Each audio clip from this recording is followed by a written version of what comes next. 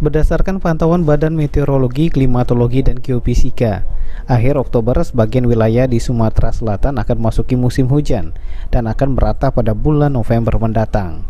Untuk mengantisipasi terjadinya banjir akibat hujan di Kota Palembang, PJ Wali Kota Palembang Ratu Dewa mengungkapkan jika mereka sudah melakukan berbagai upaya, diantaranya menurunkan tim untuk melakukan pemantauan aliran air dan melakukan pembersihan serta pengangkutan sampah.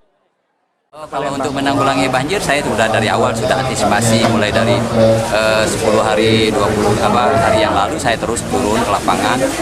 Kemarin juga saya ingin antisipasi seluruh zona, saya turunkan tim-tim memantau, bahkan standby di tempat apabila sedimennya tinggi, terus ada penumpukan sampah, terus kita angkut dan kita keruk sehingga tidak terjadi genangan banjir, dan juga titik-titiknya sudah kita petakan semua kemarin. Untuk prioritas Pak, daerah mana yang menjadi prioritas banjir? Skibendung, terus di depan Kumbang, di Simpang Polda, terus ada beberapa titik lagi termasuk di Kembang Manis, semua jadi prioritas. Selain itu, menurut Ratu Dewa, saat ini pihaknya sudah melakukan pemetaan titik rawan terjadi banjir di Kota Palembang.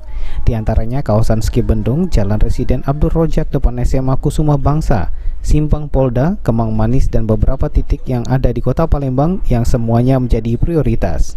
Eki Saputra, PAL TV.